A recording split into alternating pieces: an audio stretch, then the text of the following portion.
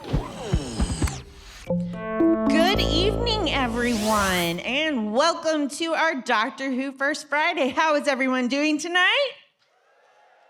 Very good. And how excited are we for this presentation? I believe some of you had a chance to meet with James earlier outside and see some of his lovely props. So it is my pleasure to introduce James Sutton, our featured speaker tonight. We at the Science Center are thrilled to have him here from across the pond. I'm sorry, that was terrible, I'm sorry. We're thrilled to have him here with us and very excited for him to share all his knowledge with us. It is an absolute pleasure. Please help me welcome James Sutton. Yes.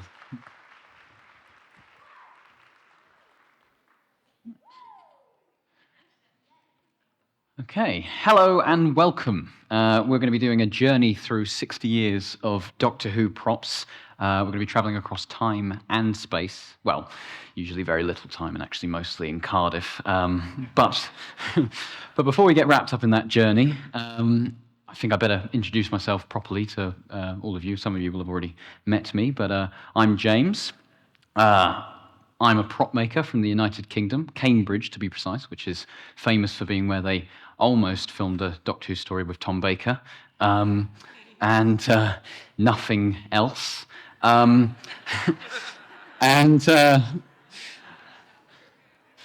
I've been a massive Doctor Who fan my entire life. I've sort of been growing up with the show and travelling around Comic-Cons, meeting various members of the cast and so forth, cosplaying and everything, and going to the Doctor Who experience. But I started out my professional career working at Rubberto Replicas, which is the official replica company who make the BBC licensed sonic screwdrivers that fans can buy and everything, which is run by Nick Robato, who is that fella there. And he is the person who made a lot of the sonic screwdrivers you'll see in the across the bridge in the cabinet and so forth. So he made the Matt Smith one and the Peter Capaldi one and the Jodie Whittaker one, and most of them, really, to be fair. He did quite a lot of them. So I designed products with him. So I did the 4th Doctor sonic screwdriver, the 10th Doctor's one, Romana's, Psychic Papers, all that sort of stuff. I also got to work at Millennium Effects, who are the company who made the Doctor Who monsters. So all of those, and continue to make the Doctor Who monsters to this day. So you may have seen these recently. And so that's done by Neil Gorton and his very talented team of people. I also have worked for Big Finish Productions, who are the people who make the licensed audio continuations of the series, and so I often lend props to their sort of cover artwork. So the Vortex Manipulator, seen there, the sonic screwdriver. It's actually way in the back in that other one, but the Vortex Manipulator is on her arm. So probably could have put that up a little bit bigger. But I also lend hands quite often, oddly, to doctors and so forth. So a lot of the time for classic Doctor Who, they didn't have promo pictures of the doctors holding their sonic screwdrivers. So often I hold a prop and then they Photoshop my hand on. So anyone who shook my hand earlier on, Patrick Troughton, Tom Baker, Derek Jacobi, the War Master. So all good fun. I also got to work on Doctor Who Time Fracture, which was the official stage show that they did in London. It was an immersive stage show where you got to effectively be the Doctor. You go on an adventure and go through this time fracture, and I worked on making several of the props. So, for instance, the Vortex Manipulator there, the Timey-Wimey detector, which was seen in Blink. I replicated that, which is next to the original Handel's head there from Time of the Doctor. I also got to work at Robert Alsop's and Associates. Well, Robert Alsop's and Associates, yeah. Who is, he's got a very talented team of makers who have worked on the show since the classic era. Robert actually made the 7th Doctor's question mark umbrella and a few other things like the Candy Man. But I got to work on making the Sea Devils for Legend of the Sea Devils, the Jodie Whittaker story, and also the Cybermen briefly for Power of the Doctor, the recent Centennial special. I also run my own company called Little Shop Props, which I'm a director of, with several other prop makers who we've sort of teamed up, and we've done several cool things, like we do prop restorations. For instance, the Cyberman on the far side is actually the original Pandorica Cyberman, the one that chases after Amy, and some of the parts were missing, so the head was missing, which is quite fitting for that story, actually. Still had an arm, though, so that was a little bit funny. So we got to make the missing parts, which was the hands, the sort of crotch section, and the head. We also gave Paul McGann a screwdriver, and we did a photo shoot with him when he got his new costume recently, which some of you may have seen outside. David Tennant, we gifted him a sonic screwdriver as well, and we also got the chance to make the War Master's original laser screwdriver prop, which was commissioned by the producer of those box sets and later appeared in those things. And of course, we also made archival replicas for the St. Louis Science Centre, which are in the exhibit across the bridge. And so we made any prop that they couldn't actually get the original of. So from there, my company got to work on Tales of the TARDIS. We were working for Roboto Replicas, my team, and we ended up getting to make a sonic screwdriver for one of the recent 60th anniversary sort of special things they did where they revisited the Three Doctors. And so Katie Manning there, who played John Pertwee's companion, Joe Grant. But anyway, that's enough about me. So all of time and space and all that sort of stuff, but effectively, where do you start when you make props? This is what I'm going to be talking about. With props, you often start with the script, obviously. So, well, I mean, it technically starts further back in the writer's mind, but the further along that trail you go, the weirder it gets. But effectively, it starts off in the script. And so the production designer, this is Ed Thomas, he's the production designer from the Tennant era. And so he would pore over the script and highlight any prop that needs to be bought effectively. You know, we need this made, we need to get that, we need to source this, and so forth, and he'd go through all of those things. From there, you kind of then sort of dish it out to different departments to make it happen. But interestingly, the script often doesn't quite describe things as they are. So we all know what this is. Yes, this is a vortex manipulator, cheap and nasty time travel for those. And so this obviously was first used in Series 1. Now, looking at that, you think that's fairly straightforward. You know, they've probably written something down that it was a time-traveling watch or something like that. But in actuality, when you go back to the script, this is the Torchwood shooting script. So by this point, they know what it actually looks like. But what most people don't realize is in Series 3, during Human Nature, when the Doctor says they've stolen a time agent's vortex manipulator, that is the first time they mention the words vortex manipulator in context to that device. So in the scripts for all of Torchwood Series 1, which was filmed before that, they just refer to it as a leather wrist strap thing. But oddly, going further back than that, you end up here, which is the Empty Child's the first ever appearance of the prop, and it's his little handheld computer. Now, that doesn't describe that prop at all. So how do we go from this description to what we end up seeing on screen?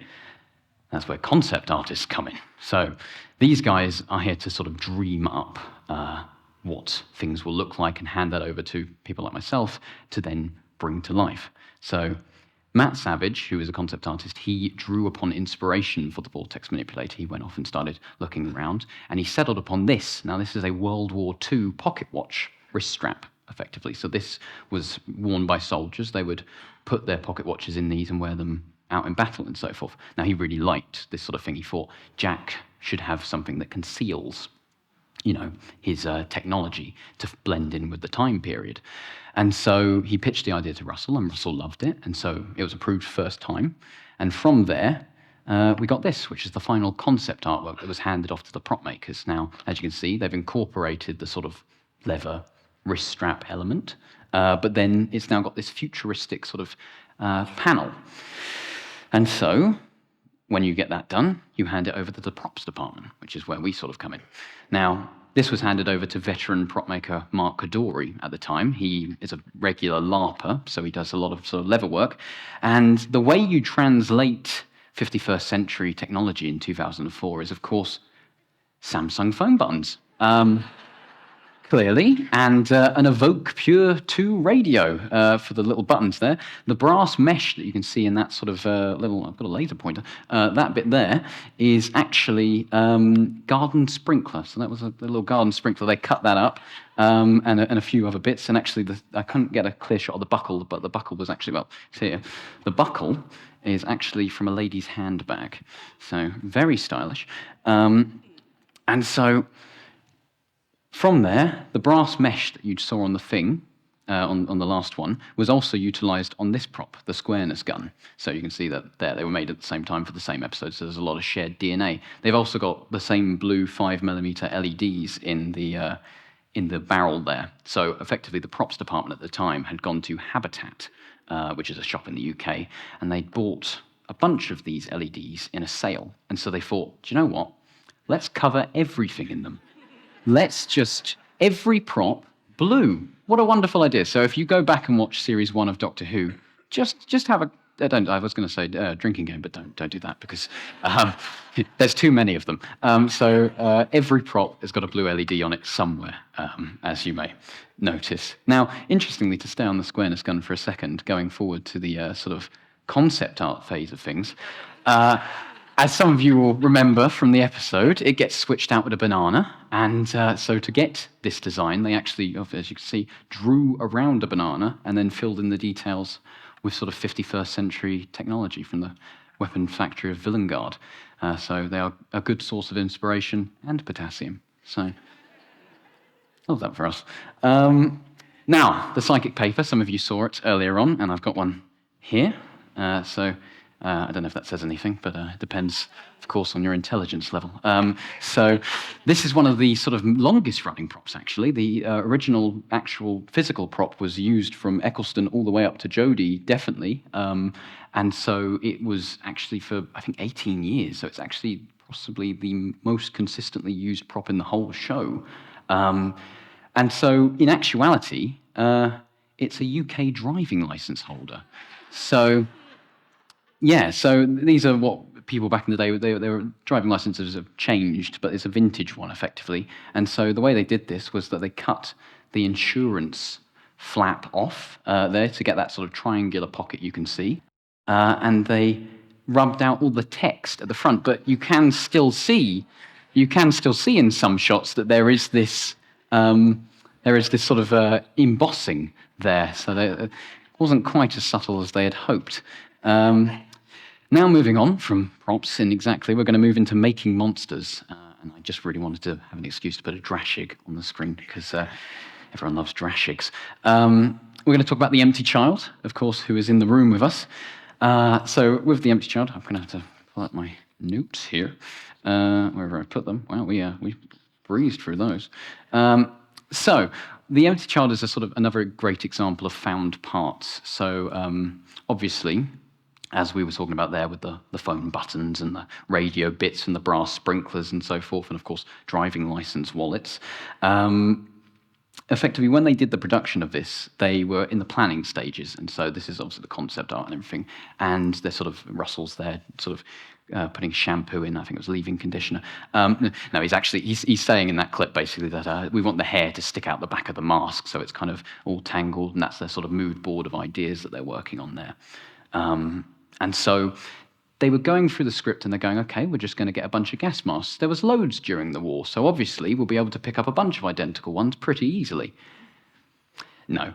So effectively they needed a lot of identical ones for all the sort of background gas masks. And so this is where Neil Gorton came back in from Millennium Effects, and effectively they had to make these up as they went along. So they sculpted the black section out of clay, and then they used rubber latex to effectively make the mask part.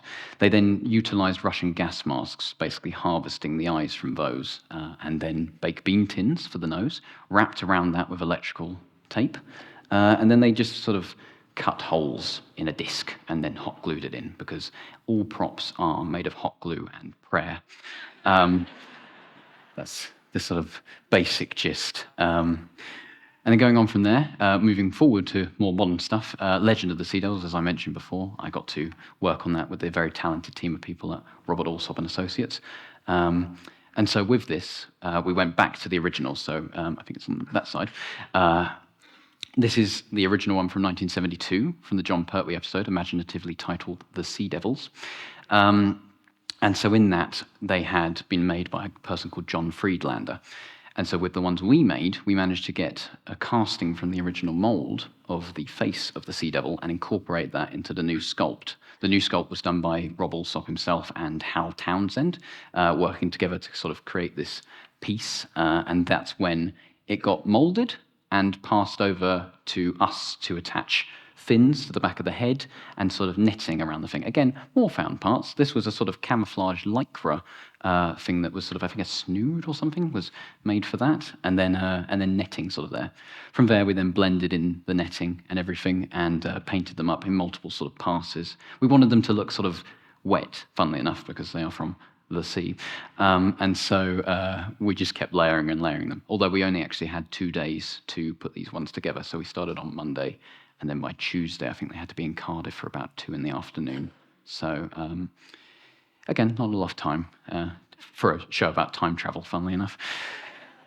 Here's a picture of them. I just enjoy this one really because they look great. Especially one with the paintbrush in his mouth. I think he's the star of the show.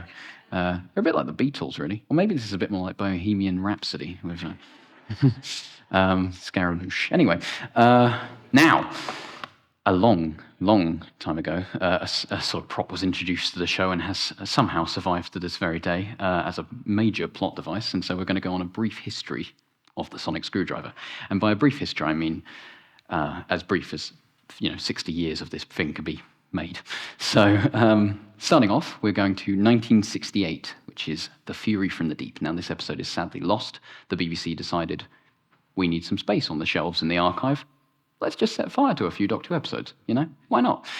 So the original appearance is lost, unfortunately. Now, interestingly, speaking of lost things, the prop seen there, which is a sort of regular sort of style of screwdriver, that was dropped down a drain before they actually filmed anything.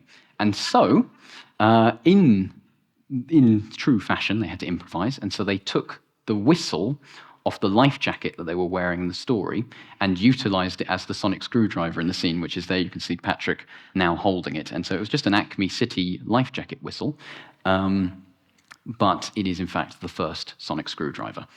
So we all put respect on the name of the whistle. It is sonic, technically. It does make a sound. So moving forward, we've got the Dominators. This was the second appearance of the sonic screwdriver. Now the prop had changed. This episode does exist, although probably couldn't. It is kind of boring. But they could have burned that one. But no, with this one, effectively, the prop needed to be a cutting torch, so it needed to cut through a wall in the story to help out, because that's what you do with screwdrivers. You cut through solid concrete. And so it had this sort of handle attachment that was utilized to sort of have this kind of blowtorch effect coming out of the end of it.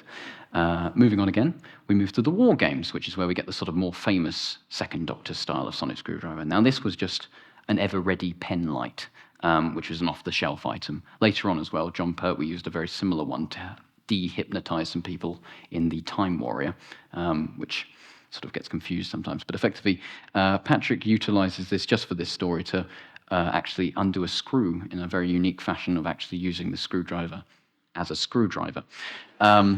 So very impressive. It is my favorite part of that story because he tries to convince a German soldier that he is not from this time period by just going, look, I can undo a screw. And it's like, that was it? That was like, you have 2 hearts. Like, just get a stethoscope out. But moving forward, we move on to colour. How exciting. So this is the Colony in Space. Now, Colony in Space was the first story with the Pertwee-style screwdriver, the more sort of iconic design of the sonic screwdriver, where it starts to get a kind of consistent identity. Now, with this, obviously, it's brightly coloured, and it shows up for him to enter the Master's TARDIS. And it also sort of had this kind of funny thing. However, oddly, in the same story, the prop also appears as a handcuff key before they've sort of done it up. However, it's not got the yellow tape on it yet or anything. It's just got sort of a black spiral. So the odd thing about that is it's actually not unique to Doctor Who. This is a found item again, much like our radio buttons and Samsung things. This was actually from Thunderbirds in 1966. and Captain Scarlet. So they found, so in Thunderbirds 1966, effectively, because it was marionette puppets, they effectively had it cut to humans occasionally for the sort of close-ups. And so with the close-ups, they would then have him pull it out of his pocket and screw it in. So this was being used as a screwdriver to fix the Zero-X rocket, which was, I can't remember what happened. I think the landing brakes were brokening. It's not a word.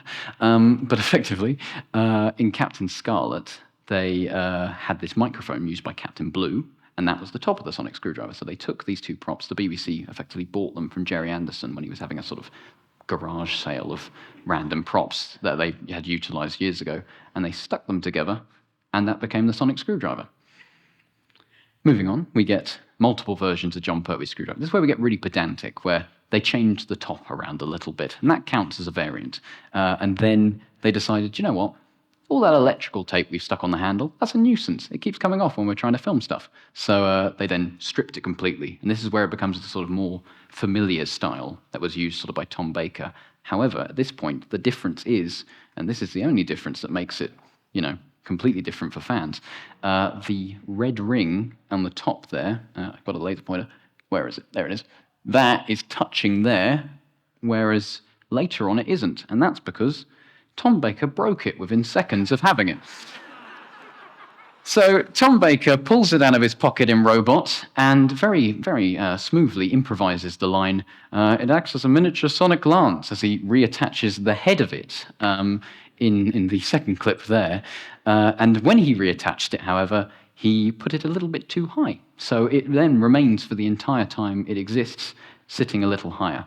Now, the other thing that makes the Tom Baker variant different is because someone stopped upkeeping the prop. So all of it starts to wear down. The red ring at the top reveals that it's brass underneath, and the white ring there that's been revealed is just the sort of chrome stuff coming off of the thumb grip where people have been moving it up and down.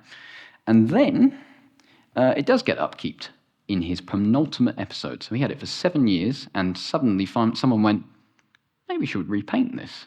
So they repainted the top a bright red, and they repainted the ring white, and that's more commonly associated with Peter Davison. So he finally got this sort of newly repainted thing. I mean, the head's a little bit bent there. He got this newly repainted prop and proceeded to immediately get it blown up. Nice one, Peter. So effectively, it gets blown up in The Visitation, which is one of the sort of early stories of Peter Davison. It gets switched out, of course, when it's set on fire to be a sort of plasticky kind of vac-formed prop instead. And we don't know where either of these props are, effectively, after it was written out, because what happened was John Nathan Turner, the producer, kind of sat down and went, you guys are leaning on this prop too hard. Like, every time the Doctor needs to get out of a situation, he kind of just uses the sonic screwdriver. We should stop that. So they blew it up. And so then, a few years go by, and Colin Baker gets a sonic lance, which is very exciting. It's completely different to any other prop before. It lights up red, which is really exciting. And it's covered in aluminium tape because it's the 80s, and why not? Let's splash out. And so, obviously, he's got this brand new prop, and he actually uses it to fix the chameleon circuit. Now, of course, you mostly will know the chameleon circuit is what makes the TARDIS change its appearance, and it's been broken for most of time. However, he got it working and then turned the TARDIS into a Hammond organ, oddly. And then, of course, he looked after this prop completely and kept it for his entire tenure. No, he didn't. He actually just immediately stabs it into a Cyberman's chest unit, and it gets broken. And so that was the end of any sonic device in the classic era, until we get to the TV movie, when they decided to bring it back. And so Sylvester gets a sonic finally, and then he died. So it really wasn't great going on the actual keeping things going here thing. And so then Paul gets it at the very end of the film. However, excitingly, this is the oldest surviving known Doctor's sonic screwdriver, and it is, of course, across the bridge in the St. Louis Science Centre in their Doctor Who display currently. Now, the interesting things about this is they've changed the mechanism. So with classic sonic screwdrivers, the way they used to work was that you would pull it down like that, and it would work. However, with this one, there is, as you can see on the sort of side there, a little hole, and in there would be a button. And so you press that button, and the top pops up, which is why it's in collapsed mode in the Paul McGann. point over there rather than my monitor. It's in collapsed mode with Paul McGann and open mode with Sylvester there. Although, interestingly, in the movie, Sylvester's bullet is blurred out the little red bit at the top because he held it the wrong way. And so the producer, who was a fan, went, oh no, he's held it the wrong way, we'll have to... So they painstakingly sort of blurred out the top of the screwdriver to make up for this mistake. Although, interestingly with this screwdriver, the prop was based on another replica, which was the 800 Trekker sonic screwdriver replica. So this was a fan-made replica at the time that you could buy, and they copied it dimensionally and didn't utilize it in the show. However, one of these replicas did get utilized in the 1999 comic relief special Curse of Fatal Death. So there is a little bit of lineage there. It was used by Joanna Lumley and had 3 settings. And so this was just a solid sort of construction of just aluminium and has no interesting features other than that. Moving on, we now get to the modern era of Doctor Who. So this is the Cream Aztec now. We're deep diving into lore now, so everyone bear with me on this one. So the Cream Aztec was made by Aztec model makers in 2004, hence why we call it the Aztec. The cream is because the handle is cream. We're very imaginative. And so effectively, yes, this prop started off, and so it was for recording block 1 of series 1. Now, recording blocks, to sort of explain the lingo of making TV shows and stuff, you will sort of assort your episodes out, which you're going to film first, into recording blocks. Recording block 1, recording block 2, and so in this case, recording block 1 of series 1 was Rose, Aliens of London, and World War III. So they had those 3 episodes filmed first, which this is the only time this prop appears. So he uses it, obviously, throughout all of Rose, Aliens of London, everything like that, and then it immediately got changed for recording block 2, when it got turned into what we call the wide slider Aztec, though I forgot to write the word Aztec on the end. So the wide slider Aztec, again, imaginatively named because it's got a wide slider. So we were on smoke that day when we were naming these things. And so effectively, it was decided that Eccleston wanted this prop so that he could sort of give it a bit of action when he's doing it and slide it up and down, because the way the Aztec prop works is effectively you had to manually pull the head out, in and out. And you can actually see David Tennant sort of getting a bit frustrated with such a mechanism and just pulling it out with his teeth, which really does dent metal. Like, he should stop biting things. Someone should have just got him like a sort of like a binky or something, like a pacifier. I'm trying to use your lingo. We just say dummy in our places.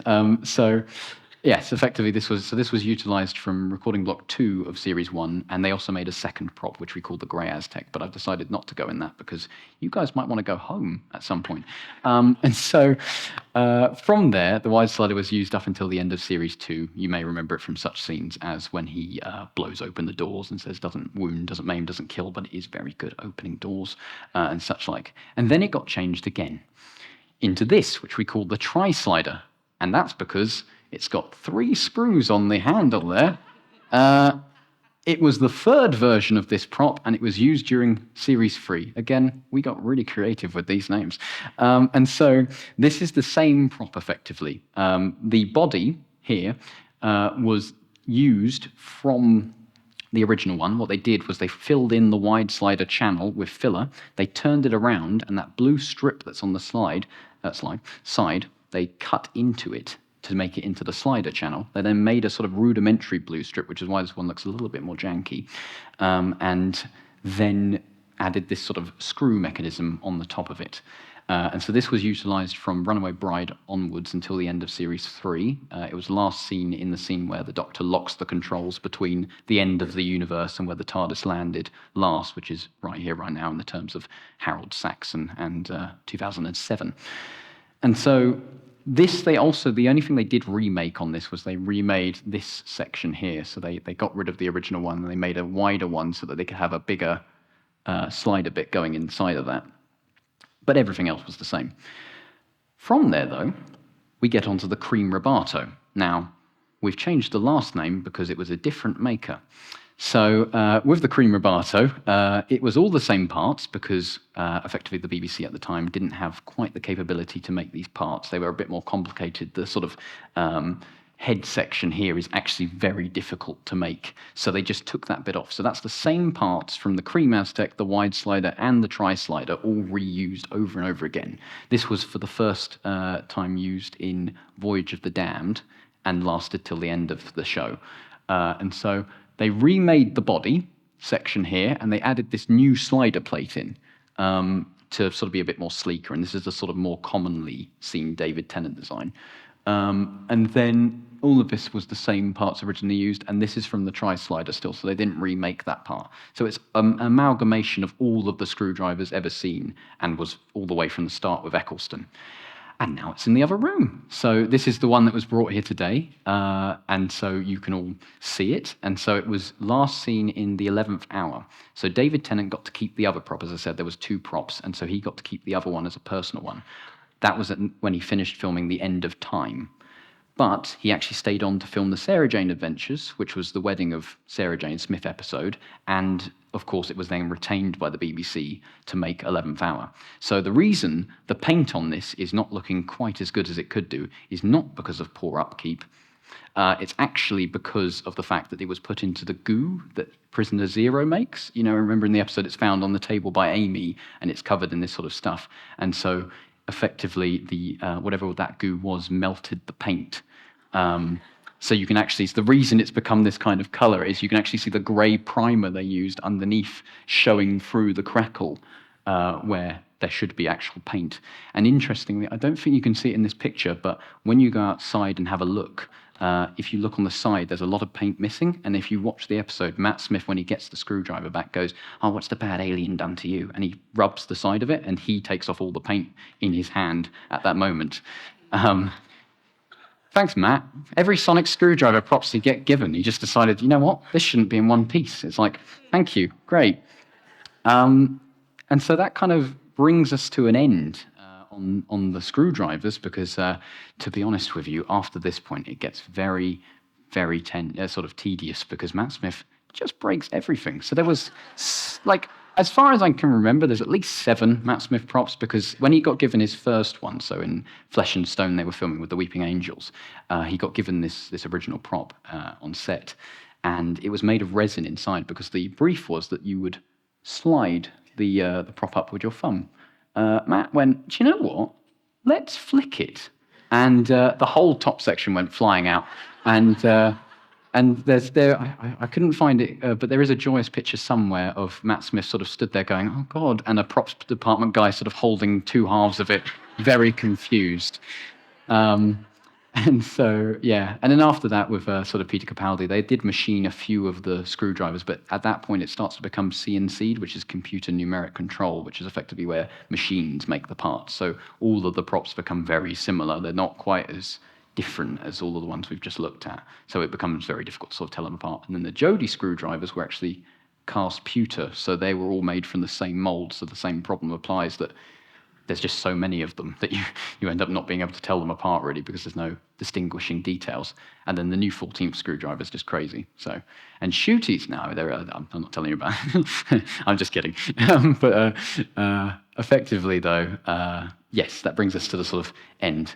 So what we've learnt, I think, is effectively that all Doctor Who props are sort of repurposed. They're not quite, they're all sort of, I've sort of thrown a load of facts at you, but you might have picked up on the common theme that all of them have the same thing going for them, which is that Doctor Who props very much keep to the spirit of the show itself. Often, as we've seen, many of these props are not quite what they seem, which is sort of an intrinsic theme that sort of runs across all of Doctor Who. So, for instance, with the Daleks, that's not a sink plunger, or it's a manipulator arm. We've got to use our imagination. That isn't a wetsuit, obviously. That's skin of metal. For a body that will never age or die. It's not sort of made up of random bits and pieces. That's not a London police box. It's the most wonderful time machine in all of the universe, obviously. It's bigger on the inside, and it's alive, And that's not just a random bloke, that's a Time Lord with 2 hearts, that, his sort of thing. So all of Doctor Who props, effectively, sort of keeping that thing that it's not a Samsung phone button, it's a bit of 51st century tech. It's not a screwdriver from Thunderbird, it's a sonic screwdriver or a pen light or a whistle. They're all these wonderful things. And so that's the sort of thing that I always find interesting with Doctor Who props, is that they very much keep to that kind of spirit of imagination. Hundreds of thousands of people have sort of worked out countless techniques over the years and have poured their hearts and souls into making something out of nothing. Taking something ordinary and making it into the extraordinary, and that's what the show does best, effectively. So, yeah, thank you for sort of joining me. I've just obviously got a special thanks for everyone. Yes.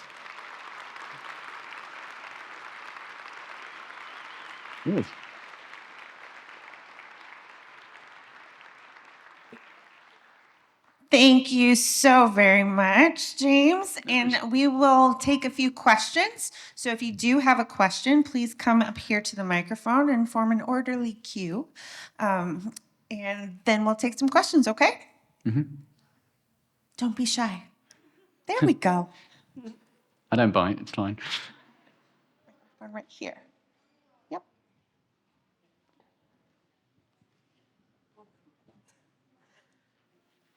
So you talked earlier about how oftentimes you're making props under a time crunch. When you're making a lot of, especially with monster making, where you kind of need to recreate a lot of elements, how do you go about creating things that are similar enough and yet different enough to warrant different alien creatures, but all of the same race of this imaginary creature sort of thing? So yeah, with the Sea Devils, obviously we only had the one mold under the time crunch, but there were differences. For instance, some of them had shorter fins at the back of the head. Some of them had slightly different arrangements of the kind of netting. Netting is the word I'm trying to do. I'm so sorry. The sign language interpreter is having a gibberish, but effectively. Yes, so we changed up the netting, and the paint jobs were different. For instance, actually, one of them I referred to as Dirty Beak, because for some reason, when it came out of the mold, it had this very sort of dirty marking on its beak, and a few of them had sort of different eyes. When we made the eyes, because those were unique, they got different characters from that aspect. And some of them we painted a little darker, some of them a little bit lighter, and because obviously when you're hand painting, a lot of natural characteristics sort of come into that anyway, because of the fact that you're going to be making them unique every single time. So that's the kind of way we mostly do it with those sort of things. But equally, there's heroes and there's also background ones, which also naturally lend to that as well. So the captain in Legend of the Sea Devils, he very much had more going on for him because he was the captain than some of the background ones, which were a little bit different. So they're all kind of different characters. Thank you. No worries. All right. Hello. Hey. So, are you my mommy? I am not your mummy. Perfect. That makes sense. No, agreed. I heard that there's a Silurians potential spinoff. I was curious if that's legit, if that's something you might be working on, if that's something you could speak to.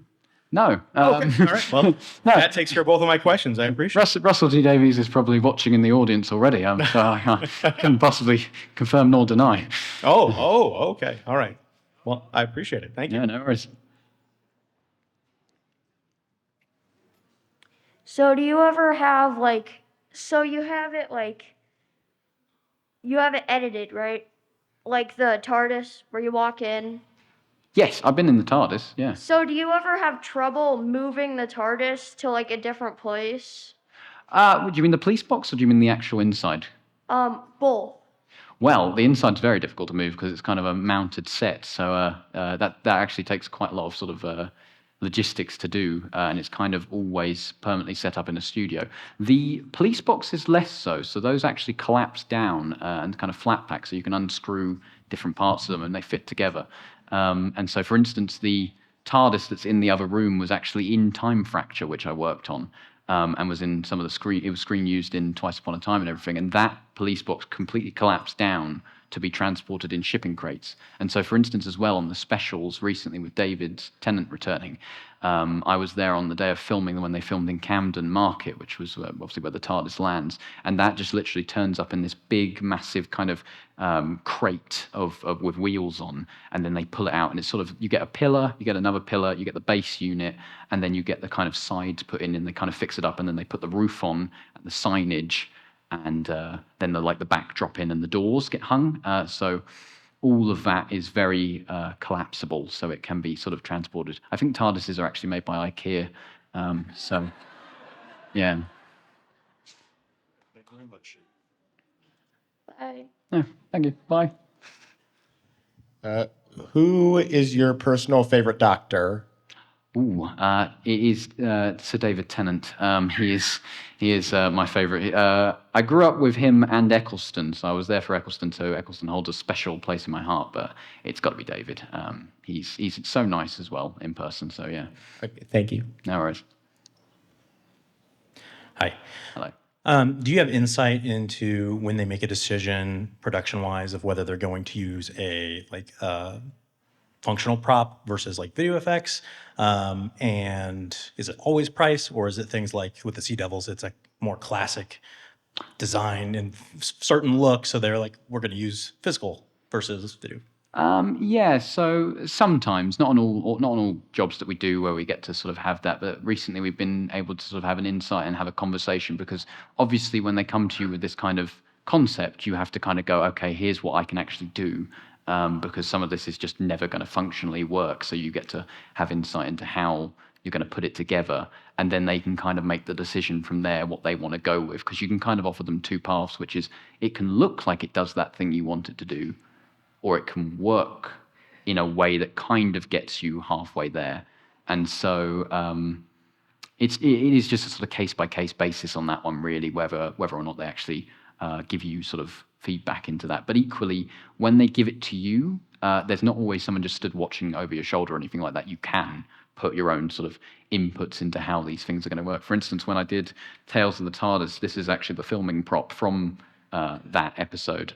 With this one, when we were machining it, I did all the insides, and I just knew that it would obviously have to do that. But there's no actual guideline to how it should do that. So I just did it as I sort of saw fit and made it work as it should sort of work. So yeah. Awesome. Thank you. No worries.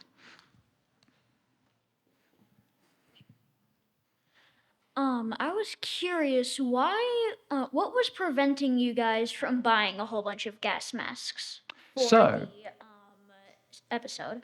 So effectively with that, they're just, because they needed so many in the same sort of style, because obviously the whole plot point is the fact that this is a disease that's being spread from person to person, and the nanogenes think they know what someone should look like, and they've got to fix the entire human race. So they couldn't have variations, otherwise that wouldn't work. So when they had to find like 20 of them, they just couldn't find enough of them effectively in quantity to do that. So that was the main thing stopping them. And so they quickly realized that actually it would be probably better if they just made them, because then they could have as many as they like in exactly the same style.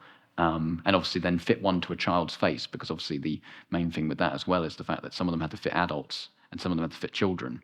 And so having adult-sized ones, which most gas masks were, they were just kind of a one-size-fits-all kind of deal, meant that the child looked a bit silly having this kind of enlarged head, sort of like a sort of Disney character, but not a fun one. And so, yeah, that was the main thing, basically, just not being able to find enough of them. Thanks. No worries. What is the process, and what's the inspiration that you usually go to for some of the more out there designs of like monsters or enemies and such? So when we're kind of working on things, we do get a reasonable amount of input into that sort of thing. So for instance, I did a short film recently with some people from Doctor Who in it. It was being done by Jake Dudman, who is the current impressionist for Big Finish, who does the 11th Doctor's voice and some of the others. And it had, I don't know if anyone remembers, Foon from Voyage of the Damned, the lady who won tickets to be there. She was in it as the mother. With that, we did these alien masks that were kind of big green sort of things. And so the inspiration for that was when he sort of pitched it to us was very clearly they wanted a sort of B-movie style. So we started looking at different sort of B-movie aliens with the big bug eyes and all that kind of stuff. And with those ones, we actually worked out we wanted to kind of go for a kind of goggle look. And so with the goggles, we decided that we would actually make them be based around sunglasses in that case. So sometimes you kind of get the feel of what you're working on and kind of know the area you've got to go in. So for instance, there was a grandmother in it who was one of the aliens, and she ended up with these big sort of cat eye glasses to sort of look more sort of 50s, more vintage, like she's a sort of older lady. And then the mum had the sort of square, sort of mom style sunglasses, effectively. And so, yeah, it is definitely a case by case thing again, effectively of what you're working on, to where you draw inspiration from. As obviously we saw there with Matt Savage, he was working on World War II, so he had to look in somewhere World War II based to kind of go from there. But equally, you can draw upon lots of different resources. For instance, when they designed the new Daleks, Matt Savage designed those as well. He actually drew upon a lot of Star Wars concepts. So in the actual original concept art, there is like a gonk droid and Boba Fett's backpack and a thermal detonator, just to show where the sort of textures are coming from. So a lot of pre-existing pop culture does sort of filter into it depending on what you're into. Like I like Indiana Jones, so a lot of Indiana Jones style things get put into my work, because why not? That's fascinating. Thank you. No worries. This will be the last question. I'm very sorry, but we have a costume contest coming up. You are welcome to ask me questions outside, by the way, guys. Don't worry. Hello. Hello. Slightly technical question. So I think I saw you painting like a full headpiece and that. How often do you turn to like a material like foam latex versus silicone or some other kind of material, and what like informs that decision? So often it really depends on what kind of style of thing you're working on. So with the Sea Devils, we had limited time, and silicon takes a while, and especially the painting process, because silicon doesn't want anything to stick to it. Yeah. So with that, it was decided that we wouldn't use silicon because we needed a lot of quick volume. So the problem with foam latex is really longevity. So it will last for a shoot, but it's whether you want to have this thing afterwards, and also how close are you getting to this thing. So with the Sea Devils, the originals were kind of a sort of foam latex anyway, so it didn't matter because we were trying to copy their look. But for instance, with Davros's mask is actually silicon because it had to be malleable to be on his face and look like proper skin, which is what silicon effectively does. But silicon also costs more, as well as being harder to work with. So we rarely do go for it unless it's you need it. For instance, with the prosthetics they do with like old age makeups, often silicon, because you want that realistic feel. But with aliens, you kind of don't. But also hero aliens can sometimes. So when we did that short film I mentioned, we had one. The grandmother one was actually a latex one, but then the hero sort of main mother character was actually a sort of silicon one because it needed to move and be for the close-ups and be kind of gross. So, yeah, that's kind of the basic thing. Thank you so much. No worries. Yes, please help thank James for being here tonight.